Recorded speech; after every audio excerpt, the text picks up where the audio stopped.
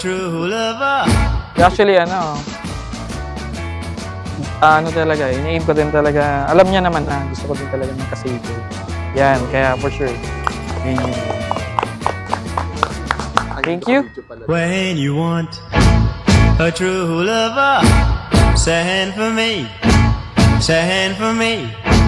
You never want any other. Tingin sa akin. Huwag na iiyak eh. Baka maiyak na. Huwag na iiyak. Okay na. I love you na. Oh. Send for me, send for me. Anytime, just tell me your problems. Anak, hindi madali ang may buhay, may asawa. Tatali ka na. Pero, Tatali ka na. Pero pwede pa naman. Hanggat kasi matanda ka na eh. Wala ka na nga sa kalendaryo. Morning, noon, and night. In the early bright. Don't you fret, my pretty pet. Magandang hapon sa inyo, Jason at Jocelyn. Sigurado na ba kayo? Sigurado na. Wala nang atrasan, ano? Anywhere. Oh, yeah. Send for me. And I'll be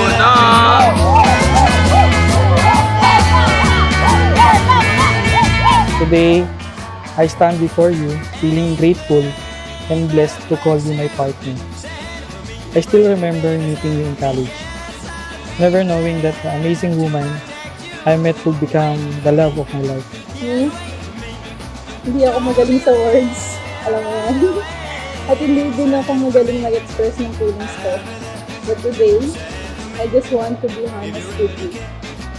Thank you for choosing me. And sa patuloy na pagpili sa akin, sa araw-araw. Even on days when I'm tired, quiet, or I don't know how to show my feelings. Salamat sa walang sawang pag-intindi sa akin.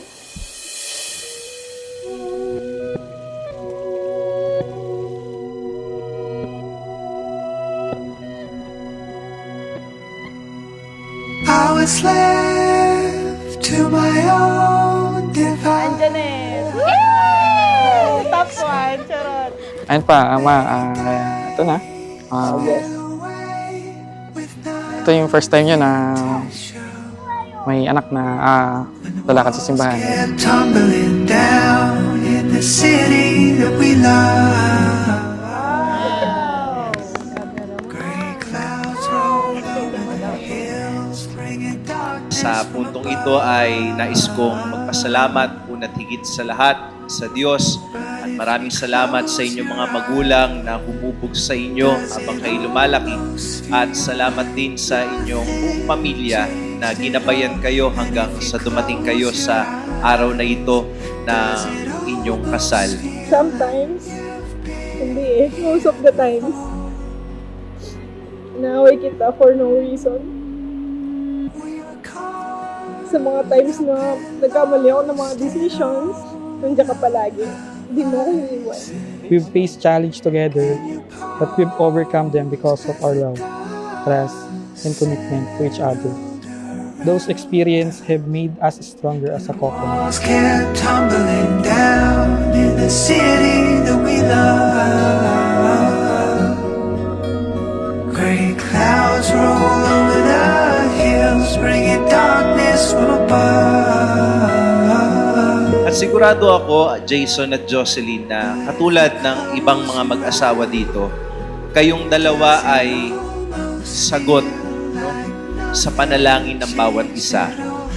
Yung sinasabi ditong ang pinagsama ng Diyos ay huwag paghiwalay ng tao ay applicable lamang kapag ka ipinagdasal ninyo yung bawat isa. How am I gonna be an optimist about this? How am I gonna be an optimist about this? So, thank you for everything. Naitaguyod nyo kami tatlo. Ngayon, medyo okay na yung pamilya natin. Medyo maganda na. Maraming salamat. And then, we'll keep public together lang din naman. So, after this wedding, Yun, wala namang babago. Bigay ang nararapat sa magiging anak. Hanggat kayang ibigay. Parang kami. Hanggat kaya namin, binibigay namin sa inyo. But if you close your eyes, does it almost feel like nothing changed at all? And if you close your eyes, does it almost feel like you've been here before? How am I gonna be an optimist about this? How am I gonna be an optimist about this if you close your At ngayon, kayong dalawa ay, katulad ng binanggit ko kanina, bunga, sagot sa dasal ng bawat isa. At itong ginagawa nating sakramento ng kasal ay pasimula ng magiging panghabang buhay ninyo. Sabi nga, this is the start of forever. Follow you wherever you may go. There isn't an What I admire most is how much you care for your family. Your love, kindness, and dedication. Dedication to them showed me the kind of person you are and made me love even more. away from a love.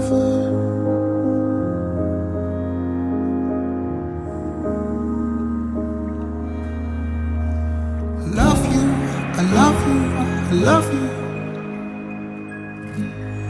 Where you go, I follow. Jason, you may now kiss the bride. You'll always be my true love, forever. Kaya ngayon, Jason at Jocelyn, hindi nyo hahanapin yung kung ano yung meron sa bawat isa. No? Hindi nyo hahanapin kung ano yung wala sa bawat isa. Dahil ngayon pa lamang sinasabi namin sa inyo, meron na kayong pagkukulang. Meron kayong kulang sa bawat isa. Ngunit sa kabila ng inyong mga pagkukulang, yung ano ang mayroon ikaw, ay ibigay mo kay Jocelyn. At ganun din naman, Jocelyn, ikaw, ibigay mo kay Jason. I love you. I love you.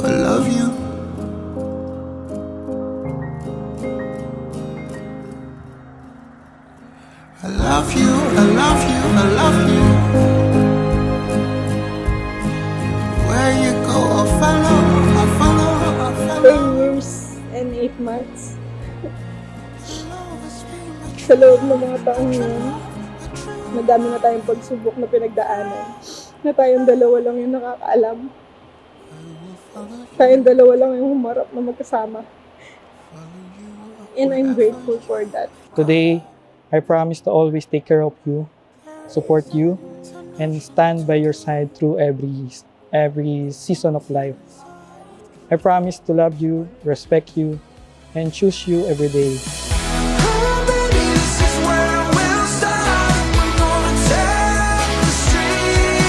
Kapag ka inilagay ninyo sa gitna ng inyong relasyon ang Diyos, kahit anong pagsubok ang dumating sa inyo, kahit anong problema ang dumating sa inyo, ibibigay ng Diyos ang grasya para kayong dalawa ay makatagpos, para kayong dalawa ay makaraos sa anumang problema at pagsubok na inyong kakaharapin. Hindi man ako showy, but I love you so much. I'm excited for the life we're going to build. Simple, real, and together. I love you. Kasi, ako hindi kayo iyak. Sabi ko din eh. We're gonna take the street.